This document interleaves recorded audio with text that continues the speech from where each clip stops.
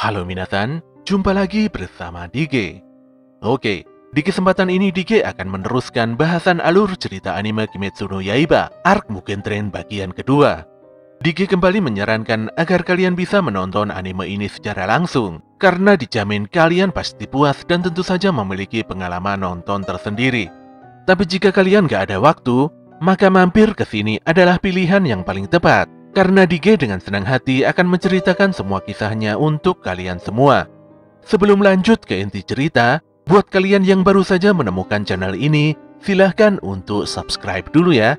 Jangan lupa juga untuk menyalakan notifikasinya, agar kami semakin semangat untuk menghadirkan konten-konten terbaik buat kalian. Oke, langsung saja. Persiapkan diri kalian, and enjoy!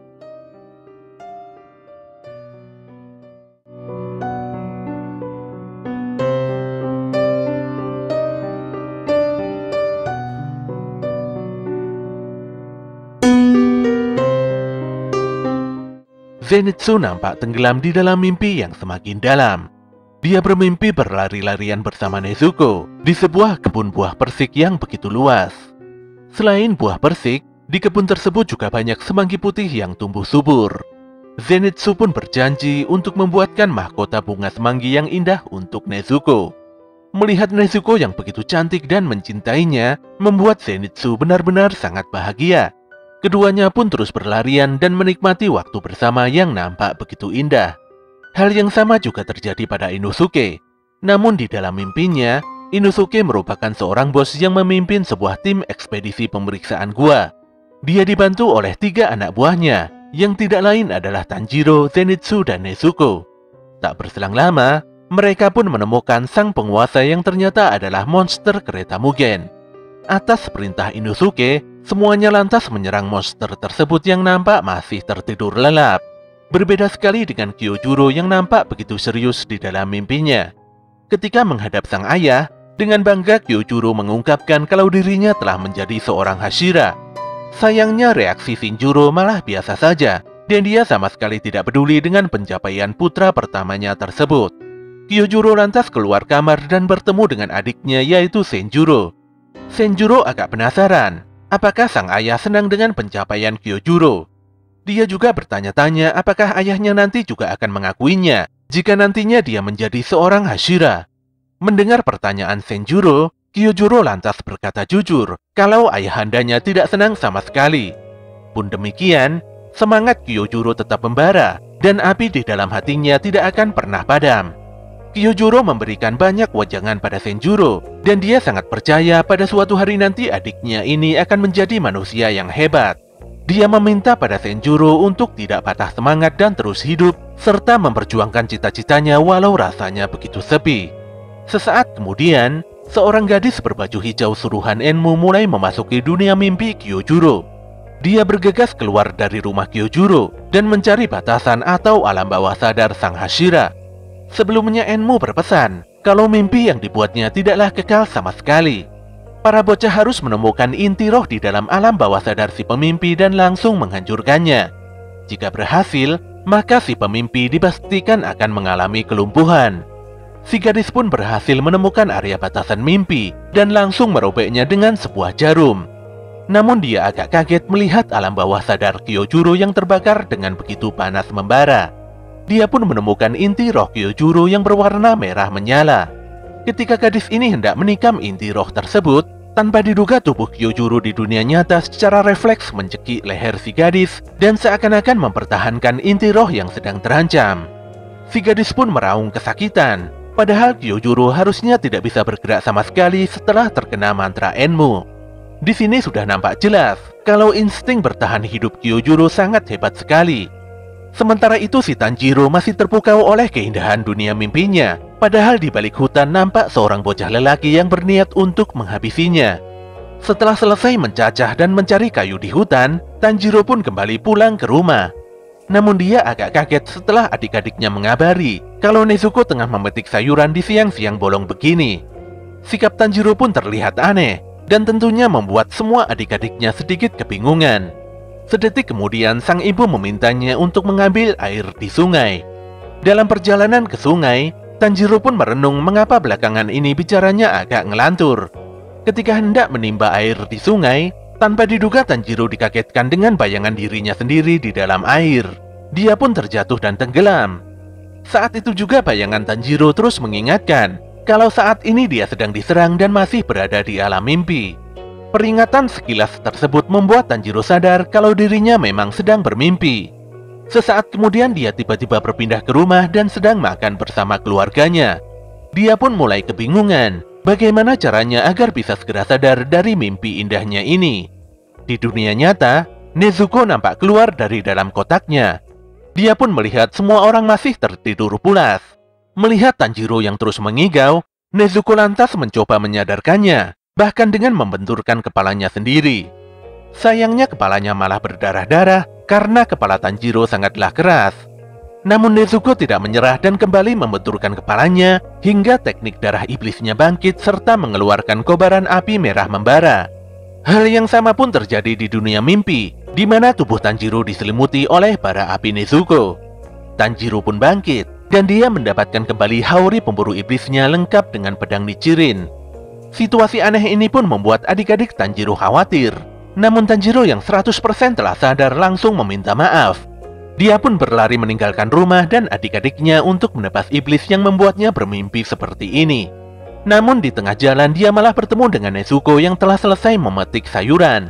Ditambah lagi ibu dan adik-adiknya yang lain mulai menyusul. Tanpa memandang wajah keluarganya, Tanjiro sebenarnya ingin tetap tinggal selamanya di tempat ini. Bisa hidup tenang dan damai bersama seluruh keluarganya adalah hal yang selalu didambakannya. Namun dia sadar kalau seluruh keluarganya telah tiada dan dia tidak akan bisa kembali lagi. Dia pun melangkah dan kemudian berlari meninggalkan seluruh keluarganya sambil berlinang air mata. Namun dia tidak akan pernah lupa, karena sampai kapanpun hatinya akan selalu tertambat pada keluarganya. Di tengah pelarian Tanjiro, nampak seorang bocah lelaki yang hendak menghancurkan Intiro. Dia pun merobek dan mulai memasuki alam bawah sadar Tanjiro.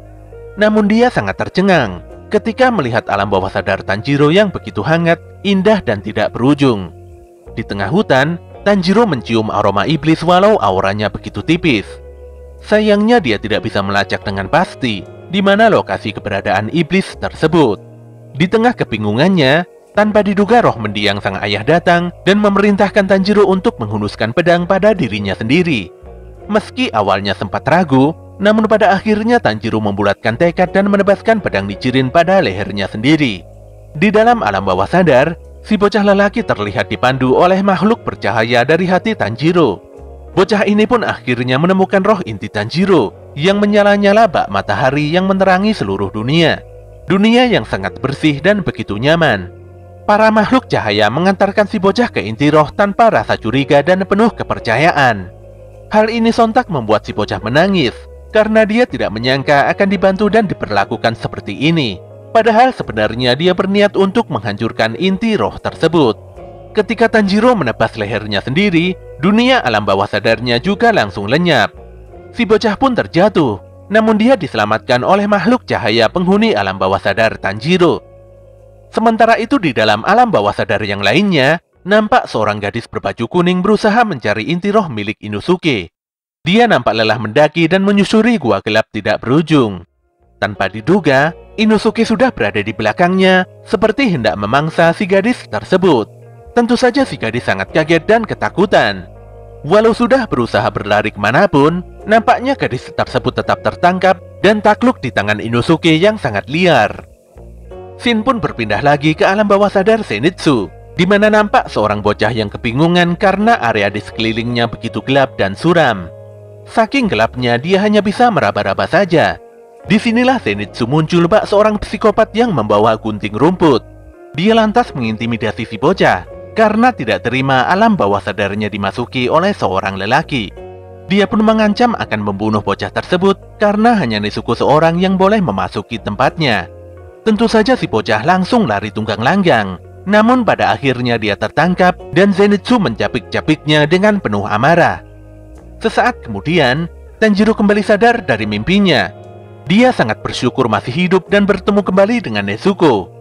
Saat ini semua teman-temannya masih dalam keadaan tidur. Ketika melihat tali di tangannya terputus, Tanjiro pun sadar kalau tiket kereta yang berlubang telah mengaktifkan mantra iblis yang membuatnya tertidur pulas. Hati nuraninya pun berkata kalau dia tidak boleh memotong tali yang mengekang tangan teman-temannya dengan pedang. Dia lantas meminta bantuan Nezuko untuk membakar tali tersebut. Tanpa diduga, Tanjiro diserang oleh gadis yang memasuki mimpi Kyojuro. Saat ini para bocah mulai sadar. Tanjiro sendiri pun memahami kalau mereka semua telah termakan oleh rayuan iblis. Dalam sekejap mata, Tanjiro langsung memukul tengkuk ketiga bocah tersebut hingga pingsan. Berbeda dengan yang lainnya, bocah lelaki yang terhubung dengan Tanjiro hanya diam saja.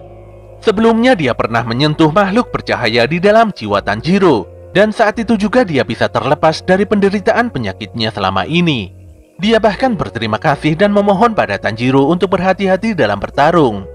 Ketika berada di luar gerbong, Tanjiro merasakan aroma iblis yang begitu pekat dan kuat. Dia pun merasa tidak becus. Bisa-bisanya dia tidur dalam kondisi buruk seperti ini. Tanpa basa-basi, dia lantas menaiki gerbong dan meminta Nezuko untuk tetap berada di dalam gerbong serta membangunkan yang lainnya. Sedetik kemudian dia pun langsung bertemu dengan Enmu.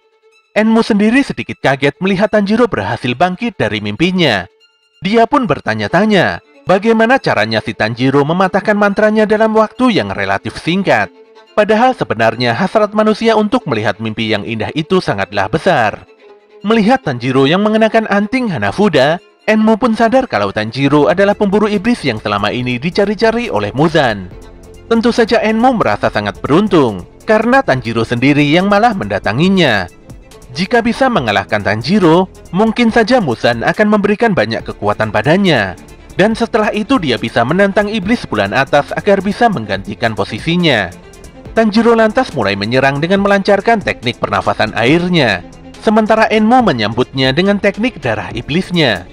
Melalui serangan mulut di tangannya, sebenarnya Enmu bisa membuat Tanjiro tidur seketika. Tapi anehnya, Tanjiro malah langsung bangkit dan melesatkan beberapa tebasan pedang. Dan walaupun berkali-kali diserang, Tanjiro selalu bangkit dan mendekati Enmu dengan perlahan tapi pasti. Enmu pun jadi bingung dengan apa yang sebenarnya terjadi. Namun yang pasti dia menyadari bahwa Tanjiro jelas-jelas telah terkena mantranya. Jadi pada intinya, setelah terkena mantra, Tanjiro langsung membunuh dirinya sendiri dan bangun dari mimpinya. Hal ini pun membuat Enmu mengakui kalau Tanjiro adalah manusia yang memiliki tekad kuat. Di dalam salah satu mantra, Tanjiro nampak dimusuhi oleh keluarganya. Semua adik-adiknya meraung-raung dan menyalahkannya karena tidak melakukan apapun ketika mereka dibunuh. Sang ayah pun menganggap keberadaan Tanjiro sangat tidak berguna. Bahkan sang ibu memintanya untuk mati saja. Tentu saja Tanjiro sangat marah pada Enmu, karena keluarganya yang baik tidak akan mungkin berkata buruk seperti itu. Dia pun melesat ke udara dan menebas leher Enmu dengan teknik naga airnya. Pun demikian, Enmu tidak benar-benar mati setelah dipenggal Tanjiro. Enmu pun kini mengerti mengapa Muzan memintanya untuk segera membunuh Tanjiro. Keberadaan Tanjiro dan para Hashira benar-benar membuatnya sangat kesal. Namun saat ini suasana hatinya sedang bagus. Dia lantas mengatakan kalau tubuh yang dipenggal Tanjiro sebelumnya bukanlah tubuh aslinya. Begitu juga dengan wujud tentakelnya saat ini. Ketika sebelumnya Tanjiro dan yang lainnya tertidur pulas, Enmu telah menyatu dengan kereta Mugen. Jadi bisa dikatakan bahwa setiap bagian dari kereta ini adalah darah dan daging Enmu.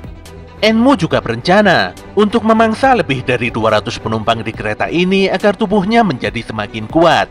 Dia pun berlalu merasuk ke dalam gerbong kereta ketika Tanjiro mencoba untuk menebasnya.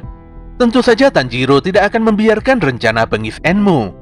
Namun dia agak bingung, karena dia hanya mampu melindungi 2 gerbong kereta saja.